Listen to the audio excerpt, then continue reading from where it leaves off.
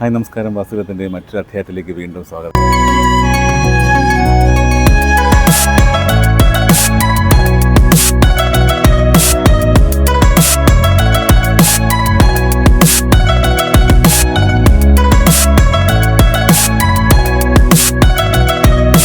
ഇന്നത്തെ ഈ അധ്യായത്തിൽ നമ്മൾ ഈ കാലഘട്ടത്തിൽ വളരെ റിലവൻ്റ് ആയിട്ടുള്ള ഒരു കാര്യമാണ് ഞാൻ പറയാൻ ഉദ്ദേശിക്കുന്നത്. ഇപ്പം ഓൺലൈനിൽ വർക്ക് ചെയ്യുന്ന ആളുകളുടെ എണ്ണം കൂടി വരികയാണ്. അപ്പോൾ നമ്മളിപ്പോൾ ഒരു സ്ഥാപനത്തിൽ വർക്ക് ചെയ്താലും ഓൺലൈനിൽ അസൈൻമെൻറ്റ് വർക്ക് ഫ്രം ഹോം എന്ന് പറഞ്ഞിട്ട് നമ്മൾ വരാറുണ്ട്. ഇല്ലെങ്കിൽ പ്യുവർലി ഓൺലൈനിൽ വർക്ക് ചെയ്യുന്ന, അപ്പോൾ വിദേശത്തെ ഒരു കമ്പനിയിൽ ആയിരിക്കും ജോലി, പക്ഷേ ഇരിക്കുന്നത് നാട്ടിലായിരിക്കും ഇരുന്ന് വർക്ക് ചെയ്യുന്നത്. അങ്ങനെയൊക്കെയുള്ള സ്ഥിതി ഇപ്പോൾ ഒരുപാട് യുവാക്കളുടെ ഇടയിലുണ്ട്. അപ്പം അവർ ശ്രദ്ധിക്കേണ്ട ചില കാര്യങ്ങളാണ്. അപ്പോൾ വാസ്തു സംബന്ധിച്ച് ഇപ്പോൾ നമ്മളിപ്പോൾ ഈ ഓൺലൈൻ വർക്കിംഗ് എന്ന് പറയുമ്പോൾ നമുക്കുള്ളൊരു പ്രശ്നം എന്ന് പറയുന്നത് ഹ്യൂമൻ ഇൻവോൾവ്മെൻറ്റ്, ഈ ഇമോഷൻസ് കമ്മ്യൂണിക്കേറ്റ് ചെയ്യുന്നത് നേരിട്ടൊരാളുമായിട്ട് നമ്മൾ കമ്മ്യൂണിക്കേറ്റ് ചെയ്യുന്ന പോലെ അല്ല. കൂടുതലും ഫോണിലൂടെയും ടൈപ്പിലൂടെയും വാട്സപ്പിലൂടെയും ഇങ്ങനെയൊക്കെ നമ്മൾ ചെയ്യുമ്പോൾ പ്രശ്നം എന്ന് പറഞ്ഞാൽ ഇതെന്ത് ഇമോഷനിലാണ് ഈ ടൈപ്പ് ചെയ്തത്, അല്ലെങ്കിൽ എന്ത് ഇമോഷനിലാണ് ഈ സംസാരിക്കുന്നത് എന്നൊന്നും നമുക്കൊരു ക്ലാരിറ്റി ഉണ്ടാവില്ല. പലപ്പോഴും കൂടുതലും ഈ ഫോൺ ഒഴിവാക്കി എല്ലാം കമ്മ്യൂണിക്കേഷനും മെയിലിലൂടെയും വാട്സാപ്പിലൂടെയൊക്കെയാണ് പോകുന്നത്. അപ്പം കൂടുതലും അത് എന്ത് ഇമോഷനിലാണ് അയാൾ സംസാരിച്ചതെന്നുള്ളത് പോലും നമുക്ക് മിസ്സിങ് ആവും. അങ്ങനെ വരുമ്പോൾ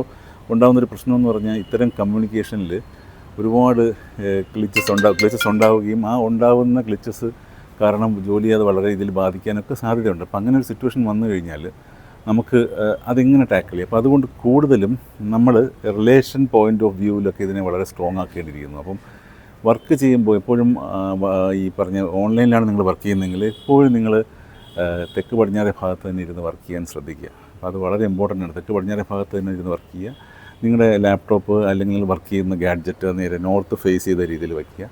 അപ്പോൾ അതുപോലെ തന്നെ ഡൈനാമിക് ആയിട്ടുള്ള ഒരു വാട്ടർ സോഴ്സ് നോർത്ത് ഈസ്റ്റിൽ നിങ്ങൾ എവിടെയാണ് വർക്ക് ചെയ്യുന്നത് അവിടെ ആ വീട്ടിൽ തന്നെ നോർത്ത് ഈസ്റ്റിൽ ഡൈനാമിക് ആയിട്ടുള്ള വാട്ടർ സോഴ്സ് ഉണ്ടോ എന്നുള്ളത് ഒന്നും ശ്രദ്ധിക്കുക. അതെപ്പോഴും ഉണ്ടായിരിക്കും. ഡൈനാമിക് ആയിട്ടെന്ന് പറയുമ്പോൾ ചെറിയൊരു ഫൗണ്ടൻ പോലെയൊക്കെ ഉണ്ടായിക്കഴിഞ്ഞാൽ വളരെ കരിയറിൽ വളരെ ഉന്നതികളുണ്ട്. അപ്പം ഇത് ശ്രദ്ധിക്കേണ്ട കാര്യം ഈ വർക്കിംഗ് പൊസിഷൻ വളരെ ഇമ്പോർട്ടൻ്റ് ആണ്.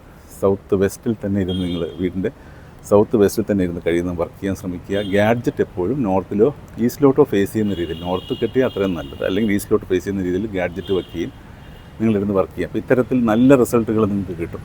ഇത്രയും പറഞ്ഞുകൊണ്ട് ഈ വീഡിയോ അവസാനിപ്പിക്കേണ്ടത് മറ്റൊരു ടിപ്പുമായി മറ്റൊരു വീഡിയോയിൽ. നന്ദി, നമസ്കാരം.